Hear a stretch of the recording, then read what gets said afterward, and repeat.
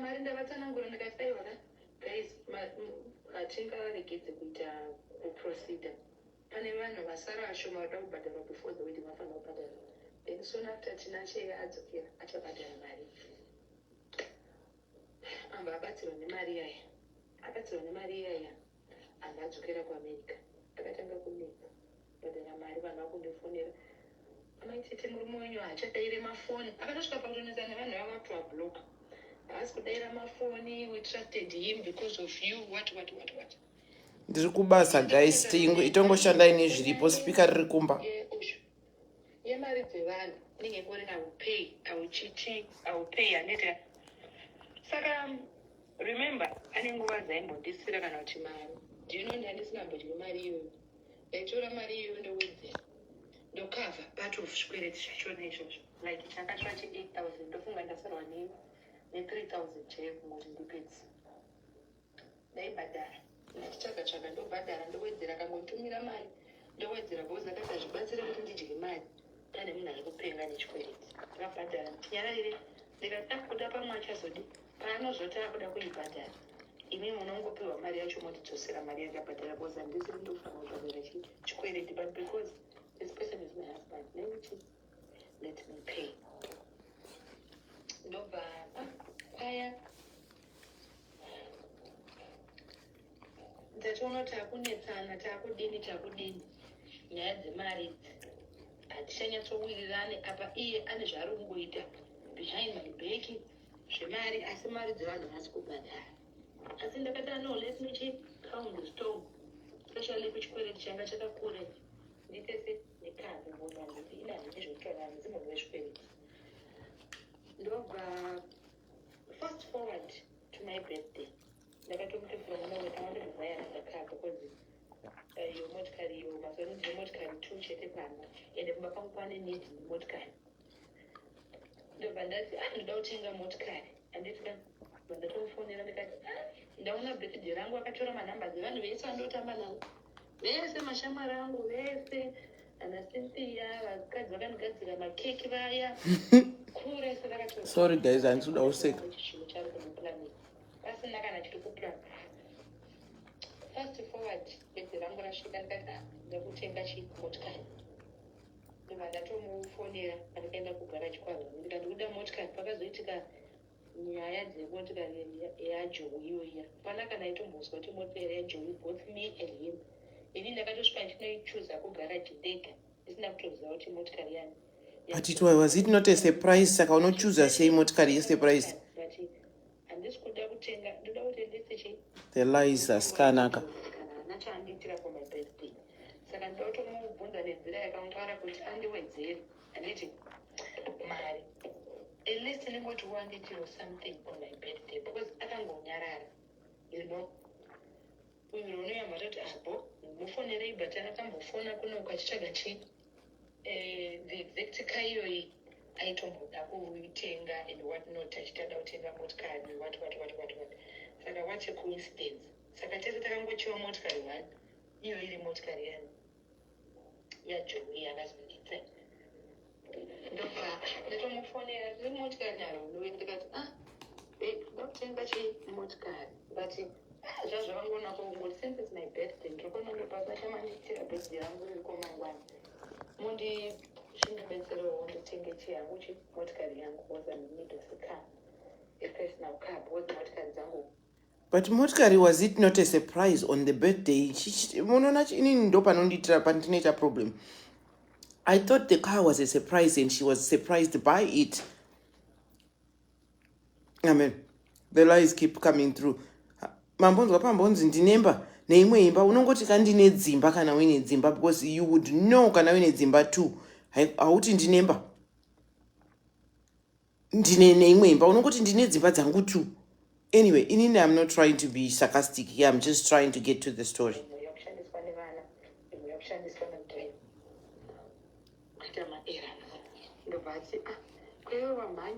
wamhanyirendo motikari iyo exactly yanachido kutotenga but ndagara nditori negift hombe yandakakutengera ndopandakazobvunza gift ipi yakanditengera ona ndopa akazonditi I bought you a house And let's house, let's say kutenga imba. Anoiwana kuti mari kutenga imba. Munhu wekuti ndoziva kuti anowana ma2000 kana hivyo. Yes, yatopera. Zvatopera.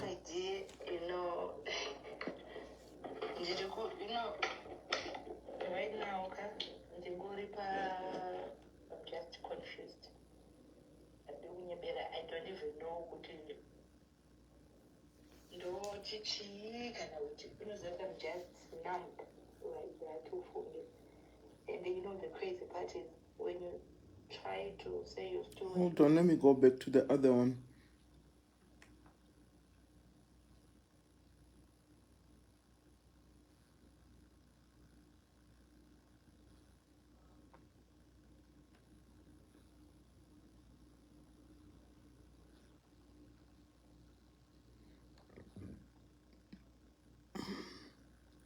No, inini, the confusion comes kwandiri when it starts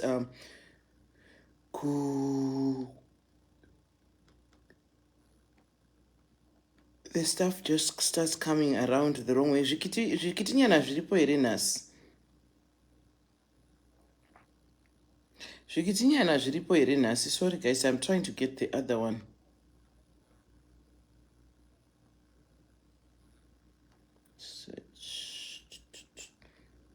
Okay, there we go.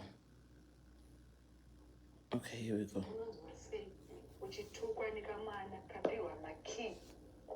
Simba pamusoro pepropa ndiye akaonera pasocial media kunodetutana nevabereki vangu. Vabereki vangu vakutukwa, vari kutukirwa vabereki vacho vasina kukwana. Unofunga kuti vanhu vakafonerwa nemunhu ari kuzviti mukwasha ndachengera mwana unyimba, vanhu vangarambera. Hanti vanouya vachitendawo kuti uyu mukwasha akanaka, ndoimpression yavakapiwa. Saka vanongoti mwana wedu ndiye benzi asingazivi mukadzi akanaka, vasingazivi kuti mukwasha wacho ihondo. Natozvatsanangura, do you know what Makia andisiri ndinawo ane rimo jokiwo mwana weshamwari yangu ari kutondirwisa zvokunenyaya kumapurisa kumakotsi haasi kuda neMakia. Why are you involved? Who are you? You are not an agent, you are not a relative. Kana yatinashe wacho, you are nobody. Ndini ndakatokuintroduce kuvana yangu yekuti mashamwari azimurume ndakufirei kuti hanzi nekuti Saka shamwari iri kutaurwa iyi guys, remember kuya kwavakatambirwa, kuya kwavakaenda kuNorth Carolina vachivhura Tesla chichi, ndo shamwari yacho iri kutaurwa iyi. Yakazosara yashamwari yayo natinashe vaamabesties manje. Shamwari iyi ndo iri kunzi, remember kwaakaenda kuNorth Carolina panga ari kuno kupaya akaenda kuNorth Carolina akatambirwa neTesla yaivhurwa madhoo vachiita zvavaita kuNorth Carolina uko kwakazonosiya hondoko. Ndo shamwari yacho iri kutaurwa, yakazosara yaamabesties kuno kuna tinashe. Ndo ine mwana ari kunzi ari kurambira neMaki. Maths dzacho ukada kudzibatanidza unoita confusion. I was not a good person pamaths, but idzi ndiri kudziningirina idzi. Anyway, ngatinzwe nyaya yacho. Une mari yavo apa vari kupanana mari behind the scenes. Kondipeika Maki yangu makati mandipa chipo. Chimundipai nechewalk away mukontinent nezvamuri kuti. Ndipeiwaka mari yangu emunhu wamakatora mari achese izvozvo. Shedzai zvikitinyana zviuye nemastars nhasi ndiri kudeserve. Ndakamutaura ndikati uya paground kana uchizvitemba stereki uya paground uende kumapurisa kuti uda kuchikidzira kundichikidzira. This guy is an animal. And hama dzake handina kana wandinetaka naye ndiye muzukuru yeweyo ari kukukudzwa vanoti ari kurwei banditi. Otherwise vamwe vese ndikamutaura ndotaura navo ndakatoenda ndikanopfugama ndikanoti ana tete ndo nyaya iripo ndibatsireiwo. Saka isatatakuti kuti muri kuuya kuzoita noise, ndikati handimboite noise pane vanhu vasina zvavanditira. Wandakaitana naye noise nditatenga of which ndiye akatondiitira noise.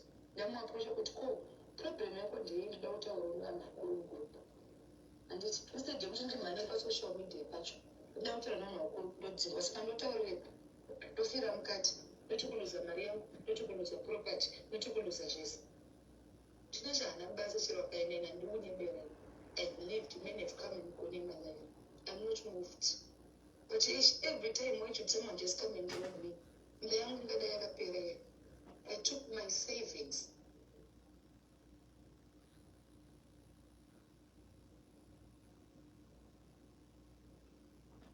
Tukugamba nechikusangana nhasi ndaipa nhasi akuneba iye tatindati sekuru vanoitwa sebebzi nhasi ndokavaya kuda kuzoona uhure hwangu hure ngavarambane nehure koinga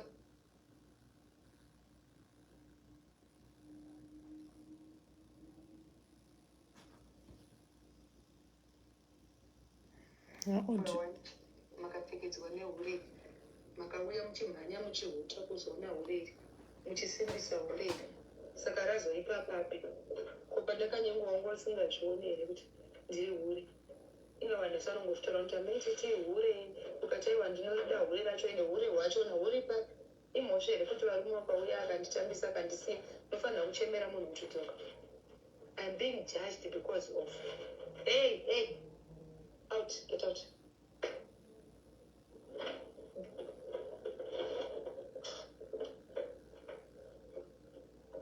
I am being judged right now. Nezvinhu zvinongosikana kuti ndiri ngoriwo unfortunate unoti waona murume wonyeba. Which is why you can't be coming to say I move like Wi-Fi. That's what happens when you move like Wi-Fi. He controls everything I do.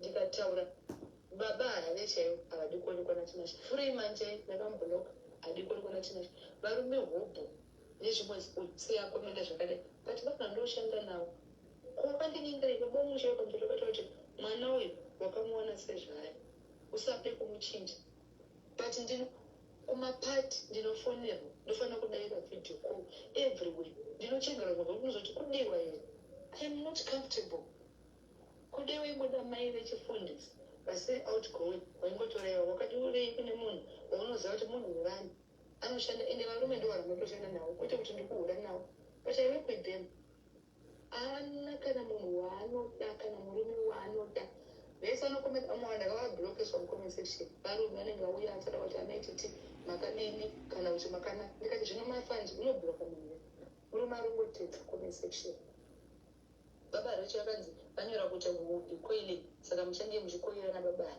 ndikati shuwa baba aribuda ndidzimai wake munhu wokuti anotondirespect mumwe musi chaita ishu chaite video pakaitwa sini yekuti toda kuti mukisani ndikati baba harare hazviite pasini iyo itsvika tongo ndinokonga kunomira varume hobhodheno most varume maartist ndakatorodza kuti please varume chaivo vakamutakura pamuchato wangu inini vainzi varume wangu apa ari kubatsirwa nemafriends angu but vese vaisuspect kupane kana vanhu saka ndorarama sei but I've been trying to be tolerant aiwaka murume ane right yekugubuka enda pasi pemurume kwacho but saka apa ndakutongorwa property yangu yaakataura pachaunga kuti andipa hapana munhu akambomufoseredza akataura ega mawitness apere roni wekukaseo vanhu vobvo vari kuvawizi vanyaya paakandironda kutengerai saka I'm gonna fight for that imba isi kuzoenda mumarume ndopaunoona kuti vanhukadzi tine nharo property ipi what does it matter so much uchatakurana nazvo zviproperty zvacho zviri zvikwereti futi ukaswera wakutedzwa kungosiyana nazvo vanhu hatidzidziwo futi ndo fast like wifi yenyu inini handisi kuseka guys but this right here needs to be heard zvinhu zvakawanda muchiri kuziva Felipe akaita live after nyaya yemaaudios yebva aita live akamira tinashe akamira kumashure kwake akasungirira scarf I think yanga iri scarf yemunew york yelouis vuitton neheti tinashe ari kumashure and you could tell kuti tinashe anga akabata shoulder raferidhongo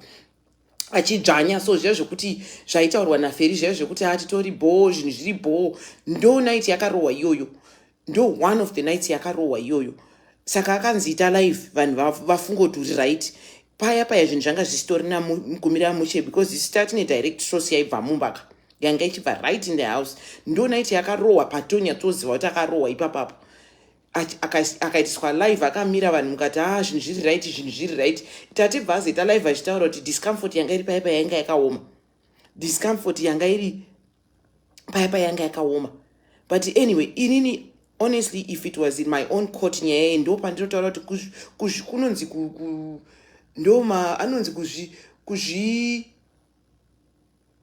kunonzi kuita semavanga ekudi anonzi mavanga echichi ekuzvicheka wega whatever that story is this stuff izvi vanhu vakataura there were so many not just one red flag about this situation all my names that have become new on my birth certificate rasati ndanaro, mbuya tsapfu, mbuya masiriri, mbuya this was out of this whole nonsense. Tichitry kungotaurawo zvinhu zvataiziva kuti kunze uko muchiita inyu zvamuri kuita itai, patakaziva kuti ndo zviriko tikatotaura tikati asikanaka, be very careful. Kunze uko hakuna kumira mushe, kunze uko zvikanzi mune jerasi, takanzi godo, ndakanzi muroi panapa, to the point yekuti ndikacounter the amount of things that I have been called and names here just because of nyaya ndikaitukirwa zvekuitukirwa. Indakanyarara, I tried to be quiet for the whole long time.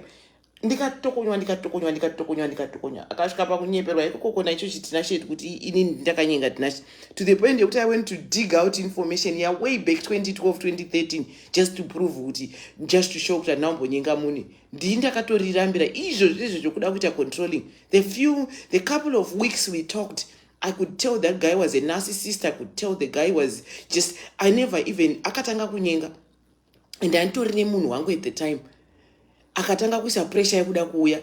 Ndo pandakaona kuti munhu anotopenga, and it's not like munhu anoti ndiri kukumbirawo kuuya ikoko kuzokuona, ndiri kutoya ikoko ndikuya ikoko mangwana. I'm thinking uri kuya ikoko mangwana kupi?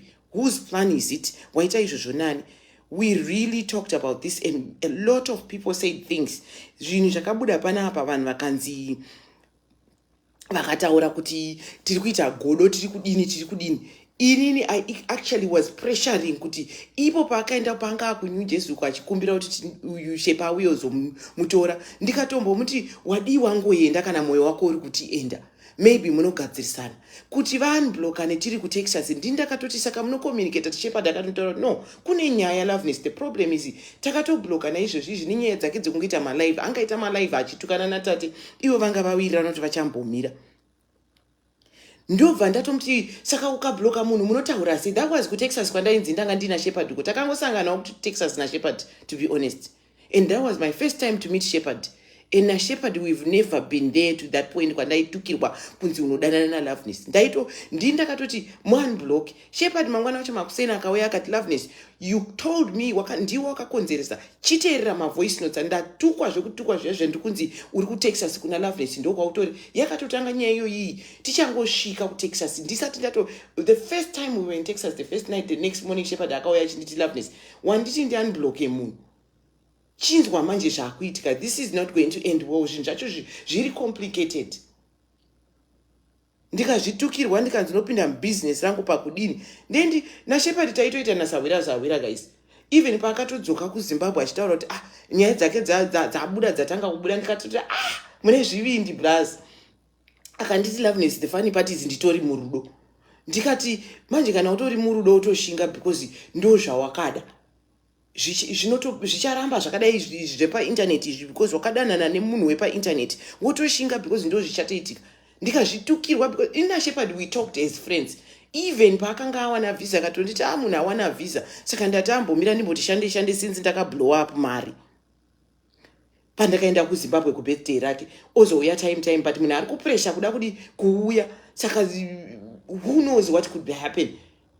Before we knew it, anga uya akatanzani muzukuru wake ari kuno, shamwari yake anzani cousin yake iri kuno kuDC, akaudza Shepi kuti ndio yamutengera ticket. Ndobva adona. Ndikatomuti no, kana munhu atouya ipapo ndo panga paane nyaya dzenhumbu futi. Ndikati kana munhu atouya enda ari kuti akazvitakura, make effort at least kuenda unomutora. Munongozotangira ipapo kana ari okay to accommodate the situation until zvinhu zvabeta since wakabva kumusha. Manje wakanorova mari. Ndo pandakazotaura ini ndakanyarara nazvo until ndazotukiwa zvokutukiwa zvando pandakazozvitaurawo. Ndikazvitukirwa kunzi unopinda papi panyaya dzangu. But honestly, in the background, I was really, kana Shepherd mukada mumunzi apa, I was really talking, even kuChicago paakaenda kwanasisi vaShepherd. Shepherd airamba nasisi vake vachifona. Ini ndikatomuti Shepherd ingoenda, maybe kungonogara pasi kuti mutaurirane can bring some clearance, moziva kuti muri kuendepi nazvo, because munhu atowo muno kudhara. Imi musandibvunze kuti zvinei neni, zvine chekuita neni because I have acquired names and stuff out of this nyaya. Saka ndine right yekuzvitaura. Ndine right yekutaura zvandinoda pamusoro penyaya iyi. Hazvina chekuita, hazvina zvazvinondipa, but at the same time ndine right ndiri socialite, ndinotoitawo zvinoita vamwe vese panapa. pressure yekuchata. Isusu takazvitaura isusu kuti Tinashe ndiye ari kutoti azviwanira fame, because Tinashe anoda fame. Tinashe anoda fame. Tinashe anoda fame zvekuti he will ride on it as much as he can. And a word over here was actually saying kuti muchato iwoyo pawakaitwa, apparently we all knew kuti one party was sponsoring. We all knew kuti Tinashe had nothing to do with that wedding in terms of putting in money, because ari kuno kwacho kwaitobuda unzi aitotaura kuti kana dhora chairire kunoshopera vana vangu handipiwi, ende kubuda mumba chaiko kwainetsa. Ndosandoti guys tiri ma role models evamwe vanhu. Saka kana tichiita zvinhu ngatisaexpectei kusatsiurwa. Ini handivenge munhu, ndinovenga zviito, just like me ndinovengerwawo zvimwe zviito zvangu panapa. Saka it's okay. Shepaida nanhasi I'm sure anotomunzwira tsitsi now all this is happening, but at the same time I'm sure ari kuti you know what, ndakatozvibuda because Mwari anenge achitongokudawo neimwe nzira. But guys, inini I'm just like literally trying to say kuti dzimwe nguwa vanhu kana vachikutaurira, don't ever be the person that knows everything. Dzimwe nguwa it's good to be humble, and I keep saying the word humble. Right now ndiri kumunzwira tsitsi, to be honest, because this puts someone through hell. Unenge uchitoenda through the worst of your life kuti uchidhila nezvinhu. It's a lot of humiliation. And chandiri kukutaurira ndechekuti this is only the beginning. Vese manje vachatanga kukanda zvinhu left, right and center zvekuti tichaita busy wiki rese panapa. Tichaita busy wiki rese panapa. Ndikatukwa kunzoda kundihosta uri chiibo uri ani, as if I had not offered to host anyone. People were asking me to host. People were asking me to host. I had not offered. Ndakanga ndichiramba nezita raJesu ndikati this is a very messy situation. I don't want. Knowing hangu kuti panga pambori nyaya dzekuti Shepherd akambondinyenga, pakazomboita nyaya dzekuti chinyi, ende iriwo Tinashe rakunyepa kuti ndakarinyengawo. I tried. Ndakatozama nepahusawira izvo kana Shepherd mukamunza pana kutaura even kuChicago. He almost went to Chicago. Ndo pakazondifonera achintaura kuti no, kwanga ari kuNew Jersey kune munhu wari kudanana naye. Ndikatoramba ndikati no, ana mafuka chuma. Shepherd akaramba akati no, hausi kutomboziva pane zviri kutoitika, ndichazokutaurira kana zvaitika.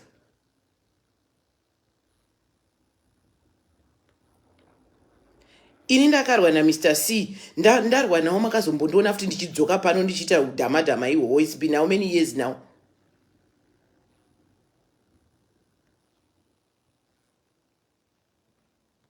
Ndarwa naMr. C kudaro munoona manje ndo pamunorasika ipapa. You don't learn. Ever since then makazombona panapa ndichiuya ndichiita zvinhu zvakapusa panapa zvisina kukwana. Vanhu tinotodzidza from our mistakes. We try things. It doesn't mean we don't try things, but you don't have to be doing things kuti in public ifunge kuti you got it all together. All the lies, all this house story, like I'm telling you, why even fight for the property? You got a house already that is fully furnished.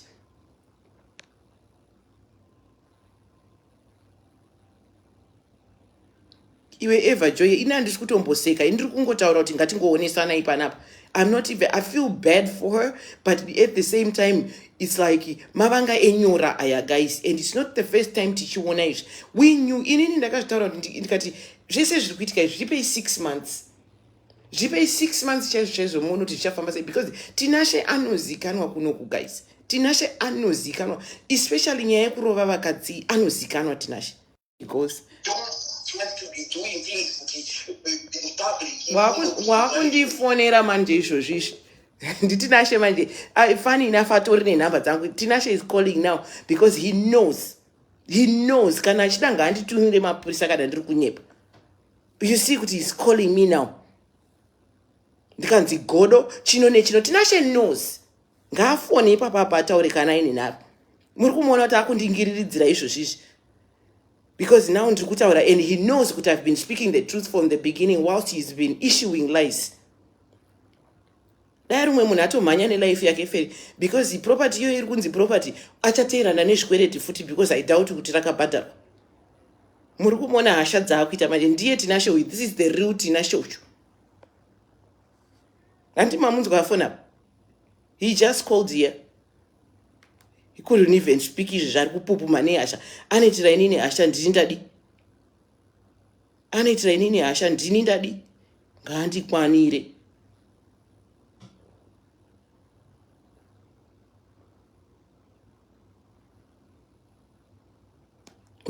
muri kumuona usho fani enough kuti achitori nenhamba dzangu akadzisevha anofanirwa kunge akandibloka by now semunhu ane mukadzi wake ane upenyu hwake hwanga uchifamba. Muri kuona nhamba isho ndiye abva kufona manje usho akuita hasha manje because akuziva kuti zvinhu zvese zvaakutirandanya hazvisati zvatombotanga guys. It's going to get worse because vachatanga kuchifumurana left right and center. Handiti manzwa kuti kune mathreats ekunzi kune zvachirekodwa vairekodhana mumarelationships avo iwayo zvinhu zvichibuda left right. Ndapika kabva akata because iye ari kuziva zviri kuitika. Ndapika akata because ari kuziva zvaari kuita. He doesn't want to be here. Handiti andifonera mira timufonere Rebecca ataure nyaya yake.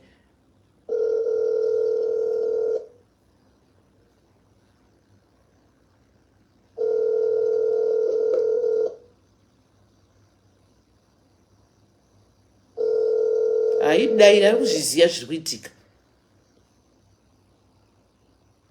Ndiri ndakufona backup. Afona ndiye kutanga. This is the first I've heard from this guy in many years since nyaya dzake nana Rachel nana Daddy. Ndichitry futi kuyananisa nyaya idzo kuti auya kuti asawira. Your call has maposa ndaitoseka zvangu vachitiigira Bible book verse every day. Achabuda tinasho uyo achadzoka zvakava kutaura muchamunzwa.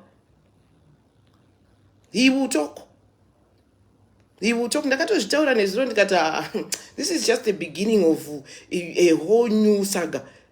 Vese navo vachatanga kukanda zvinhu. Handi muri kungoona mabudiro ari kuita zvinhu. Everyone achada kuprova side rake. Ende izvozvo kuti kurekodhana pekutanga ndiye afona the first time guys. Indazongoti ndadaira pechitu apa nditandafona but haafonika because ari kuzviziva zviri kuitika. Ada kundivhundutsira mai nditinashe masuru dziya dzadzitombondivhundutsa kana one time muno muAmerica shamwari.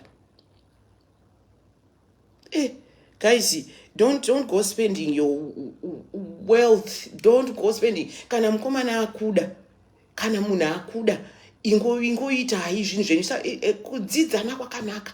Yes, sometimes kana uri relationship we like to move and we like to do things, but chazvinoita ndechekuti the faster you move out, especially uchiri relationship imwe lingering, unotozvikanganisira zvinhu zvakawanda.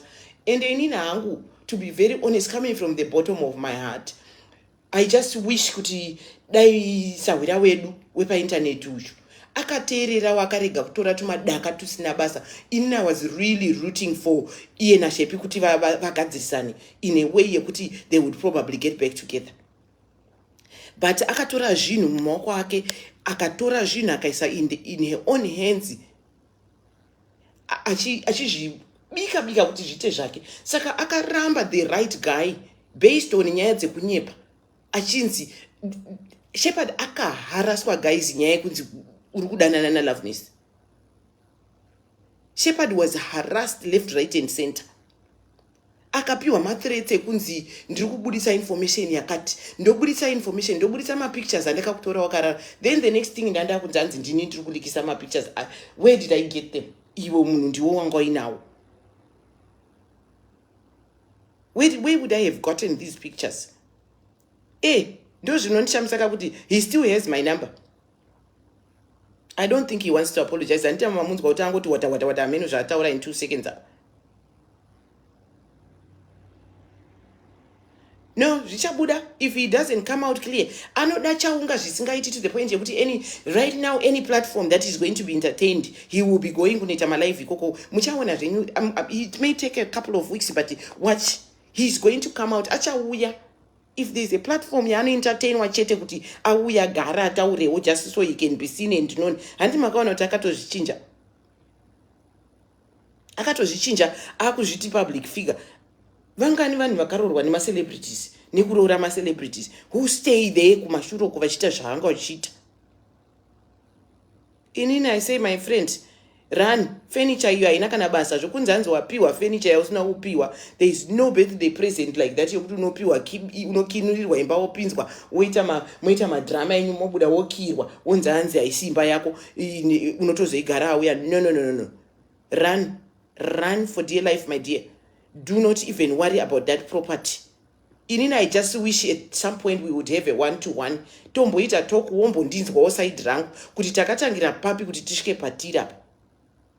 I know it's not something that you'd want to do because you are not at that level of thinking.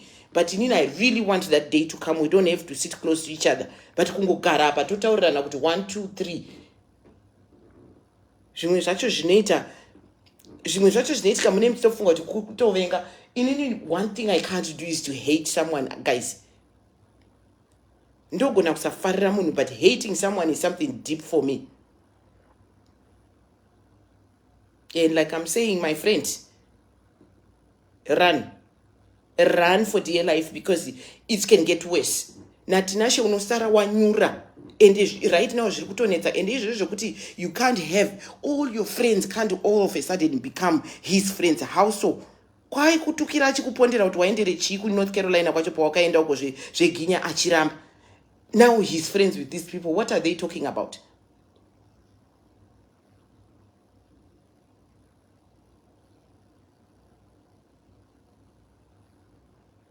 Isi tinongonamatirawo kuti dai zvinhu zvachigadzirisika zvaitika muchi. But nyaya dzekuti hanzi ndikuda property yangu iyi ndikuda chino.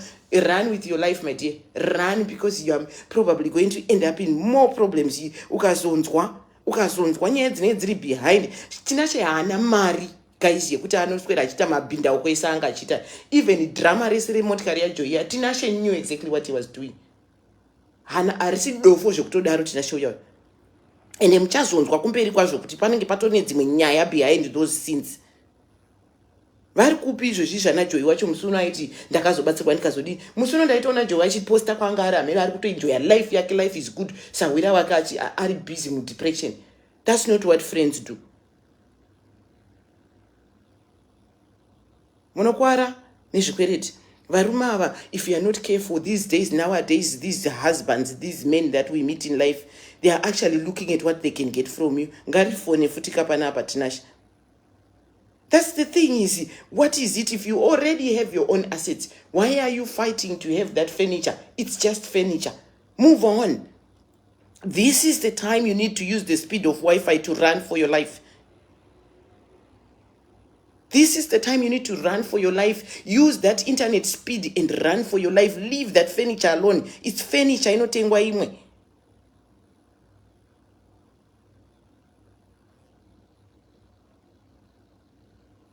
And it's, in all honesty, from a sister to a sister, I know at Fambirane, it's time to take a break from this men's world.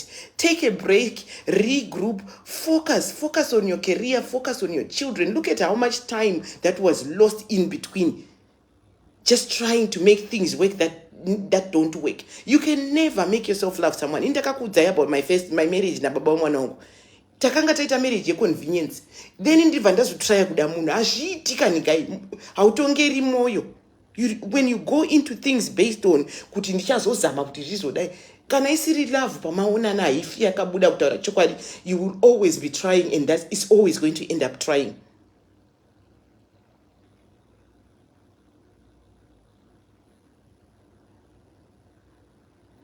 You need to be to be very honest. I would, as a sister, I would put a word and say, regroup, my dear. You need to regroup.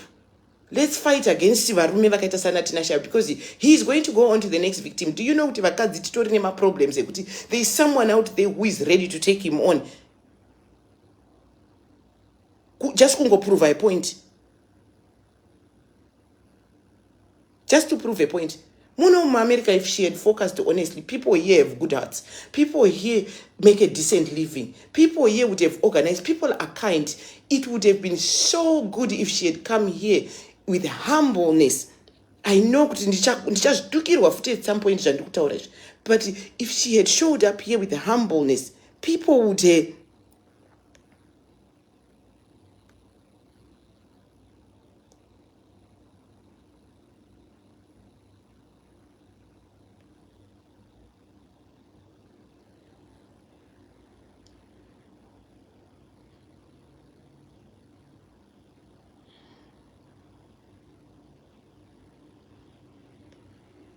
Pane munhu wandandichimbobloka guys. I'm trying to be serious here and people come here and talk to vazhinji vari kunyora rubbish. You owe me kasori chaiko kadiki diki.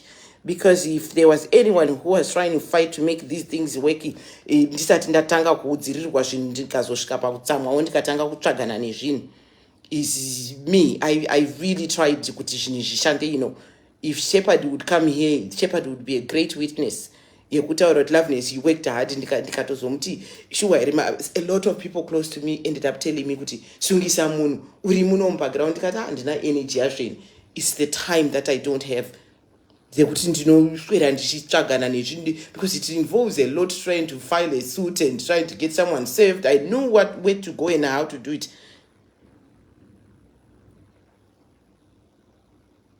Anyway, in any guys, tichazotaura futi time. But guys, in all good faith, without kungotaurawo chokwadi changu chandinofilawo kuti vakomanaka, this is the time to regroup. When things like this happen, hatidi kuzoti next week if tichaita kunzwa kuti moving like Wi-Fi. This is a time to move like Wi-Fi on the opposite direction. Chimbomira kutombomira inini munoziva kuti pane time yandinombopedza ndikaita breakup yangu yandisina kufara naye, ndinombopedza gore chairo ndakazvigarirwa zvangu pamwe ndichingofletawo nomwe munhu online tichingofadzana nenhema tisina zvokuita intimate izvi, because sometimes you just need that time to cleanse and just feel yourself and understand kuti chii chakamboitika pa, be able to regroup. It's okay. It's okay. Sometimes we need that time. Give yourself a few months break, especially if you find yourself moving very fast and finding yourself urimo matope. It's the time to start doing things the opposite direction, because in life we get older. Munotiti chembere. Guys, it takes a couple of years for you to start feeling the same way that I feel, to start thinking the way I think, to be at the age that I am. It's just age. But at the same time, at a certain age, you should have a lot of experience and knowing how to not do certain things, to avoid certain situations. It is the time to start regrouping and start knowing when to start making sense with your own life. Because guys, when kids are involved, it's very dangerous. When kids are involved in situations like this, we expose our children to traumatizing situations. Because guys, vana, they are bullied kuzvikoro. Vana, they are told things are said about us in schools, in places, in public places, whereby our children have to defend us because vana they do. But let's start feeling for these children and start figuring out a way of doing things differently. Because we can't continue to say, I know this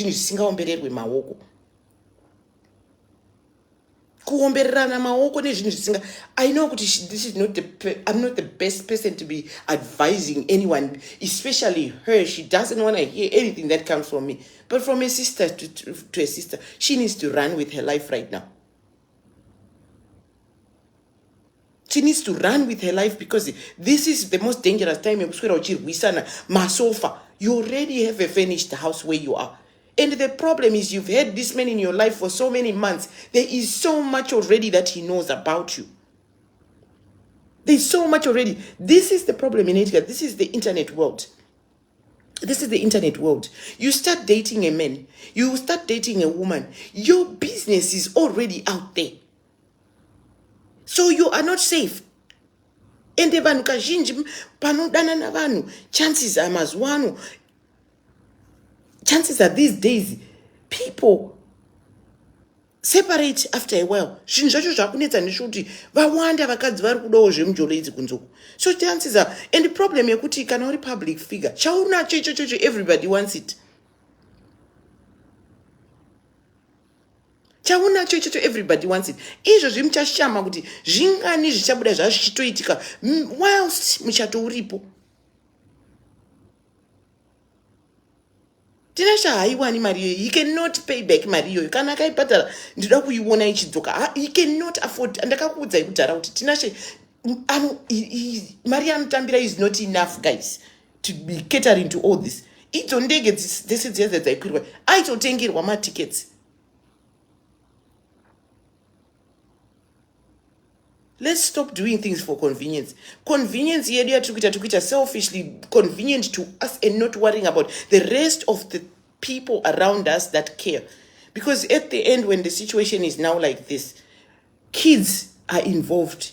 And our children have to grow up before they finish being children, because they have to protect us. And it's not fair to these children. We are not being fair to our kids.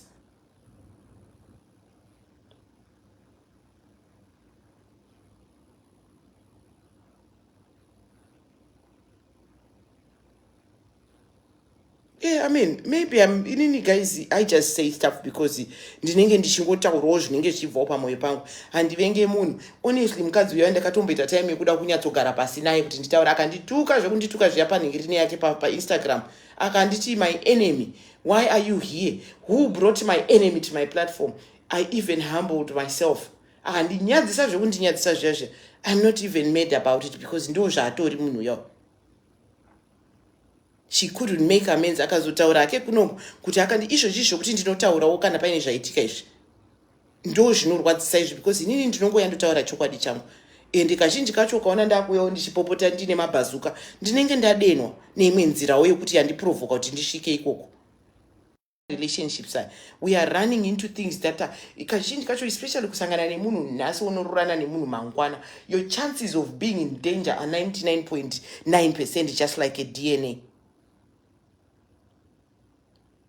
Whether you could be the father or you could not be the father, 99.9% are the chances of you being in a serious bad situation when you meet someone today. Anyway, vangawachindituka comment section, it's all good, it's okay. Munotuka, but I am just literally being real, and today I am coming here with emotions because part of me is like, oh my God, did I not say most of these things? Oh my God, did I not say all these things? Then I'm thinking, ndikatukwa ndakaumburudzwa, do you know kuti dai ndiri munhu ari short mudenga umo ndingadai ndiri mudepression, kungoti ndina handidepresseke nezvinhu zvisina basa.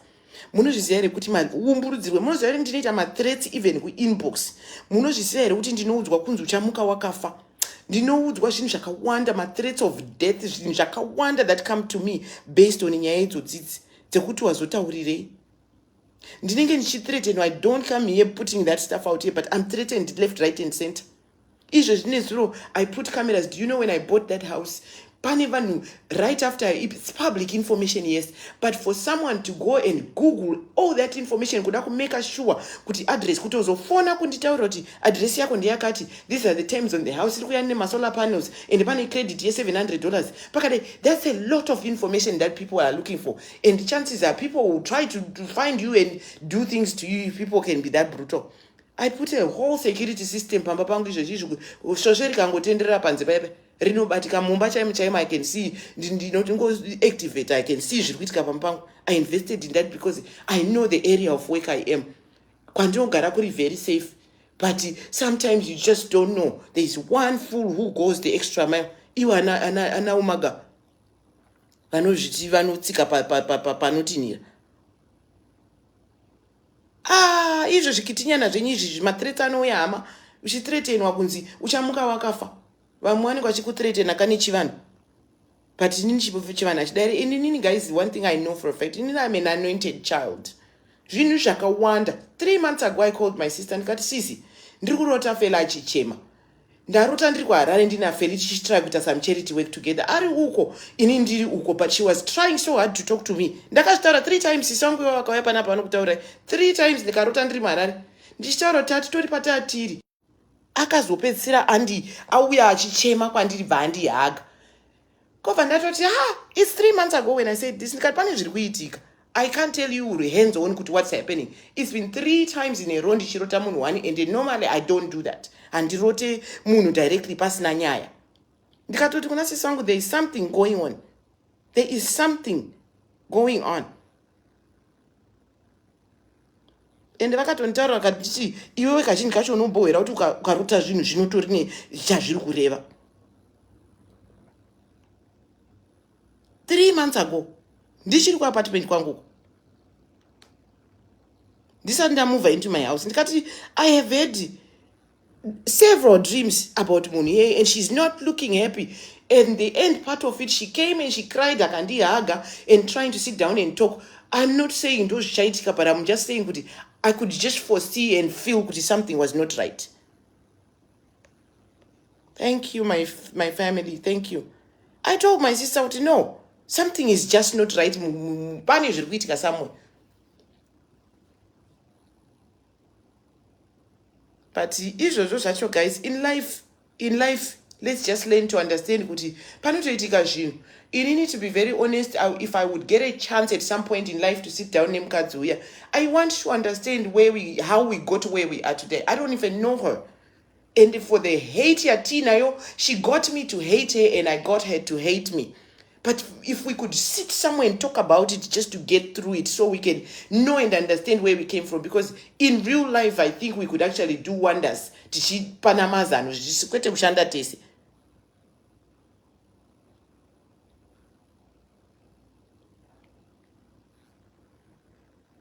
In real life, when women unite, they do better. But in life, you trigger each other to a point of not liking each other. And it's okay, guys. But way forward, I'm not looking for friendships.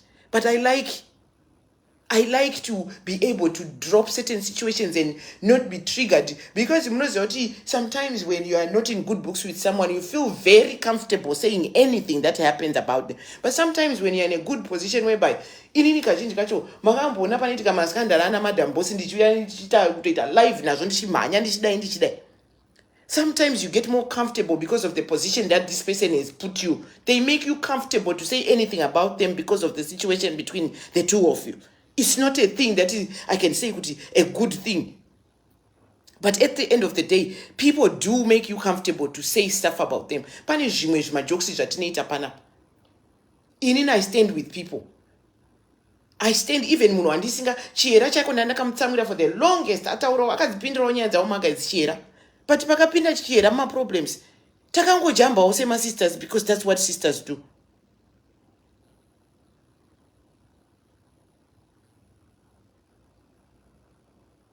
Takangojambawo sema sisters because sisters do jump. You jump a height for your sister when things happen. Chiera ndakatombomutsamwira for a very long time.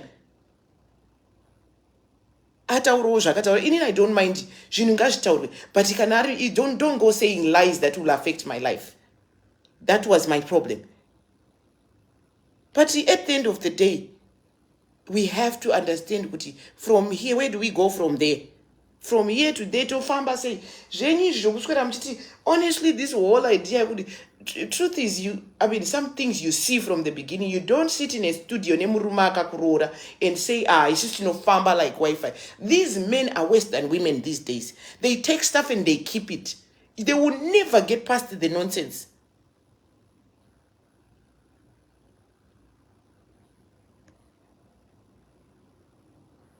They will never get past the nonsense. Murume, zvinhu zvakaitika ma-audios aya ndakabuda nawo aya, I don't regret because I was pushed. Aya ndakazobudisa aya. You don't expect a way forward after that. And whether ndakamabudisa or not, ma-audios aya ngachabuda. Either way.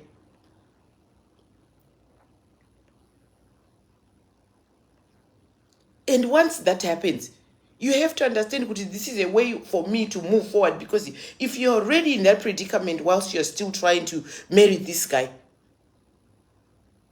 like honestly, when she was here in DC,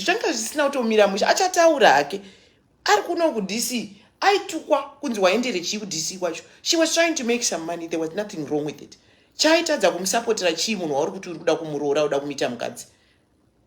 It was drama the whole time.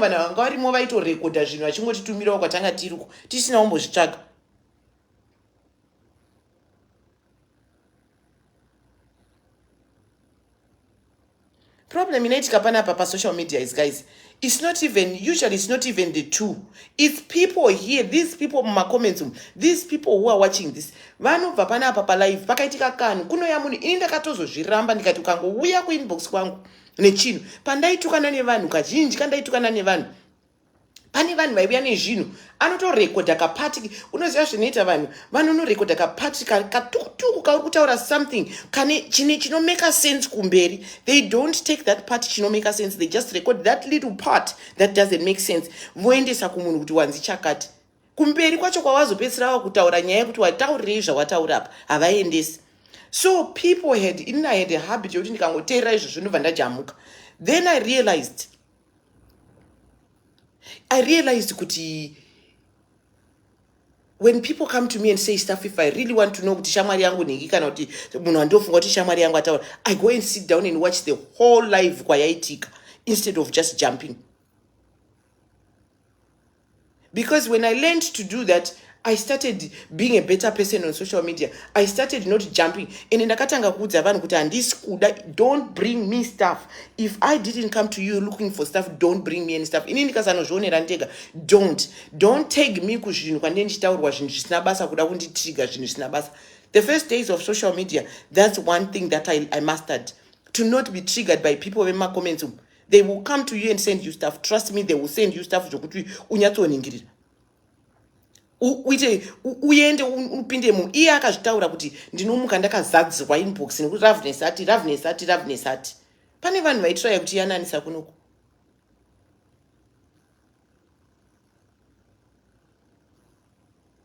Saka inini hangu, speaking for myself, in this case yadeuka, and this is not even the end of it. Tichauya nemamwe maaudio hobo, because zvatotanga so it's not just going to end now. And tichauya nawo hobo maaudios achabuda, because you know it's going to come out that way. It's not going to just end because pachata retaliation iwo mafamily groups achewayo kune zvimwe zvichabuda zvakawanda. Because right now ihondo mukati memhuri. Right now, and these audios are going to start showing up left, right, and center. Trust me, they are going to start showing up.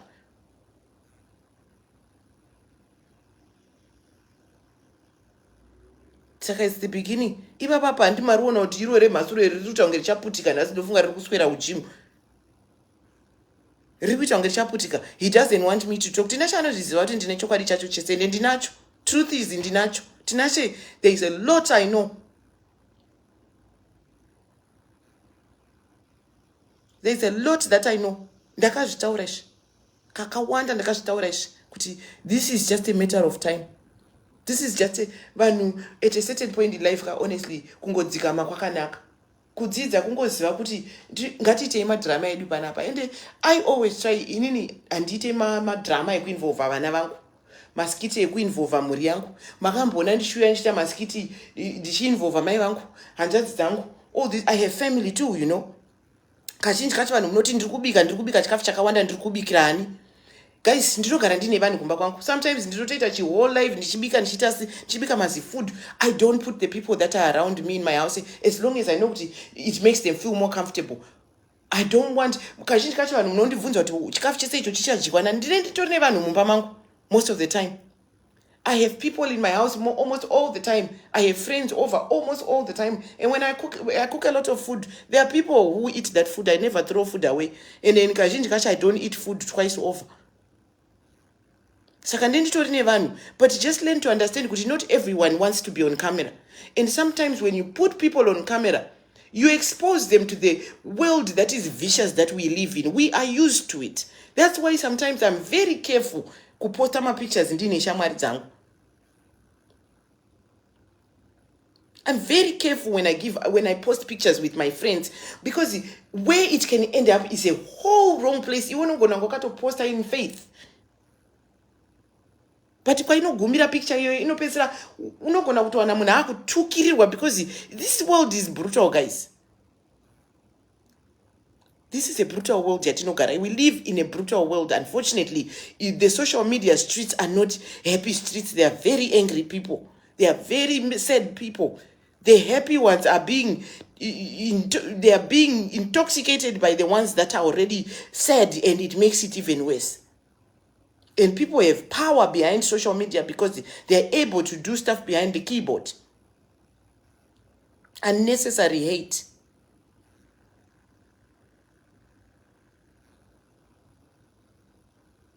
And izvozvi zvokuda kugurupana izvi zvikitinyana it's a full family. We are all one. Trust me. Right now pane vanhu vangani panapa. Timu rakazi tikada kuzvitsvaga. All these people, most of you are here are followers over the other end.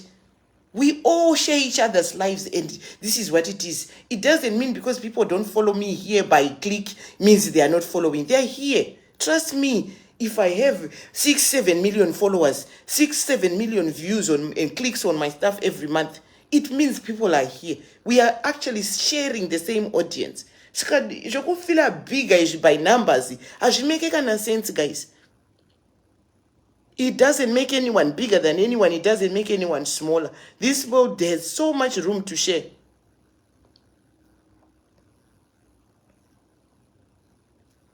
It's on yet my round it to ndakashtaura one pakanga patori nenyaya guys. Inini kungoti zvimwe ndinongotarisira people just think I'm a bitter person. Pandakanga ndadenwa pa ndakashtaura one kuti nyaya dzema rounds dziri kutokonzeresa apparently.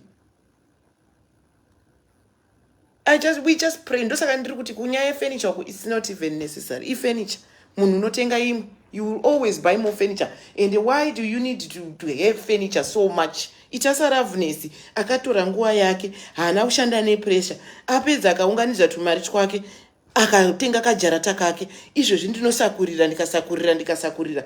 One day imba yeye ichamuka yaye $1 million ndainvesta mairi. Not under pressure, just doing it at my pace.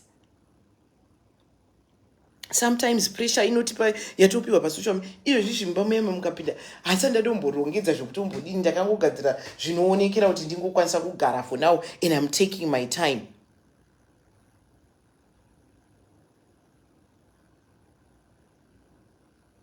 But mufunge Tinashe ngaarege zvaanoita. It's bad.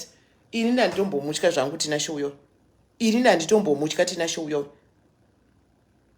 Kubhilivisa vanhu vasikanaka munoona manje zvamunoita izvi. When you are worshipping idols, be very careful which idol you are worshipping.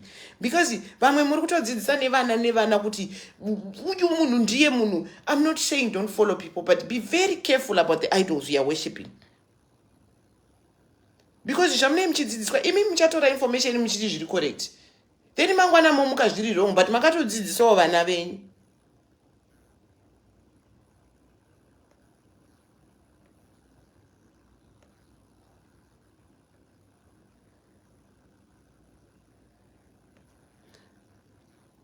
Handiti makata ari kurira here guys. Munhu ari kuti anzi maakuti Guhwa, ari kuti maakuti Guhwa akanzani munhu ye takudzwa. Timutsvage timubvise hedu panapa because hatisi mumudu nhasi. Moti nditori kubasa ndiri kutongoavha izvozvi weekend yese ndiri panapa ndandisitaki nambuya. Anyway guys, indandangouya zvangu. Hazvisati zvapera. Inini I will talk. Because from the beginning, I have acquired ugly names, which I have adopted based on this nyaya. Saka, please allow me. I have acquired different names, ugly names, based on this. I am not mad, but please allow me to air my view and how I feel about it. It's fair. Just let me speak and say my piece. And hopefully someday tichasanganawo common ground rekuti tisingaplane kumbumurirana zvibhakera. Just to clear the air, because this is ridiculous, man.